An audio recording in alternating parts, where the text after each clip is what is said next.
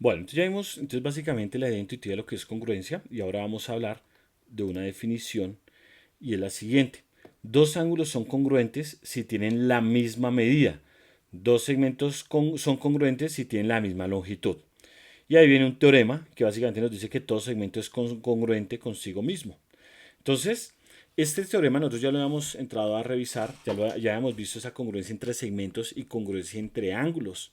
Y todo esto, o sea, ¿cuál es el orden de lo que estamos viendo? Pues al ver ya congruencia entre segmentos y congruencia entre ángulos, ya podemos hablar de congruencia entre polígonos. En este caso, antes de entrar a eso, primero vamos a hablar sobre lo que son los triángulos, que son nuestros primeros polígonos que vamos a ver. Entonces, para eso era que habíamos utilizado inicialmente la congruencia. Entonces, ya teniendo en cuenta estas definiciones y este teorema que ya lo habíamos visto antes, vamos a avanzar a lo siguiente. Entonces bajamos y vemos ahora lo siguiente. Tenemos estas dos figuras, que son dos triángulos. En este caso estos dos triángulos tienen los puntos ABC y el punto DEF. Entonces miren, el A, lo voy a pintar acá con verde, sería congruente, pero sería equivalente al punto D, ¿cierto? El punto B, lo voy a pintar con azul, iría con el punto E. Y el punto C, que lo voy a pintar acá con rojo, iría con el punto F. ¿Listos? Entonces acá voy a hacer un poco mejor este. Acá este es el F. Este de acá es el E. ¿Listos? Y este de acá es el D. ¿Listos? Lo voy a colocar un poquito más grande.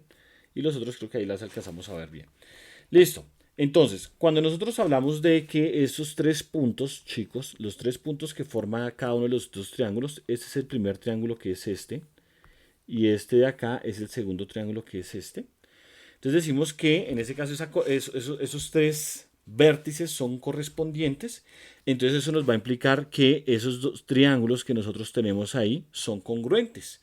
Es decir, que el triángulo ABC, que es el que tenemos acá en negro, este de acá, es congruente con el triángulo que tenemos nosotros acá. ¿Listos? Entonces, al ser congruentes esas dos figuras, entonces nosotros hablamos de que eso implica lo siguiente. Lo primero es que el segmento AB, fíjense, o sea, si yo tomo la distancia, lo voy a pintar con este color, miren, este segmento AB, que es este, va a ser congruente con el segmento DE, o sea, con este de acá. ¿Listos?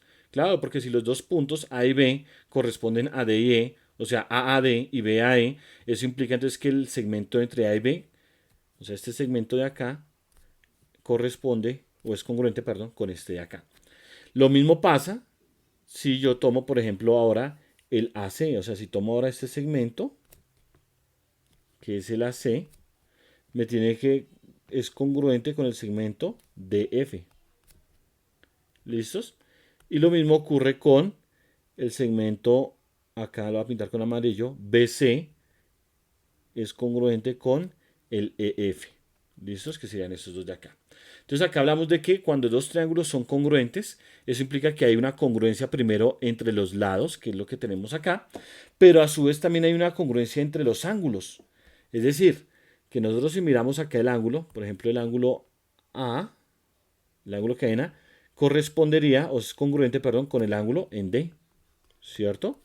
Tenemos que el ángulo en B va a ser congruente con el ángulo en E. O sea, quiere decir que tienen la misma medida, ¿no? Y tenemos el ángulo en C, va a ser congruente con el ángulo en F. Entonces, cuando los dos triángulos son congruentes, chicos, implica una congruencia en estos segmentos y también implica una congruencia en estos ángulos. ¿Listos? Eso para que lo tengamos presente.